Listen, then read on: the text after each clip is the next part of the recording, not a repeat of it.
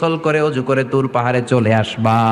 তুমি যখন দেখতেই চাও আগামীকাল তুর পাহাড়ে চলে এসো। সাইয়েদনা মুসা আলাইহিস সালাম তুর পাহাড়ে চলে এসেছেন। তো ওনার চিন্তা হচ্ছে যার কথাটা এত সুন্দর, না জানি উনি দেখতে কত। সুবহানাল্লাহ পড়বেন না? আল্লাহ বললেন মুসা আগামীকাল আসো, তুর পাহাড়ে আসো। সাইয়েদনা মুসা আলাইহিস সালাম তুর পাহাড়ের উপরে চলে গেলেন। আল্লাহ বললেন মুসা এটা যেন তেন কোনো খেলা না। আবার তোমারে জিজ্ঞেস করতে চাই আসলেই তুমি দেখতে চাও কিনা? মুসা আলাইহিস সালামের এক কথা এক দাবি দেখতে চাই। আল্লাহ বললেন মুসা এটা সাধারণ খেলা নয়, তুমি যদি স্টার্ট করো you have to go until the last moment, শেষ পর্যন্ত তোমাকে যেতে হবে, ঠিক কিনা? সাইয়েদনা মুসা বললেন আমি রাজি। আল্লাহ বললেন ওকে তাহলে খেলা শুরু করে দিলাম। ও মুসা তুমি দাঁড়িয়ে থাকো, খেলা এখন শুরু হয়ে যাবে।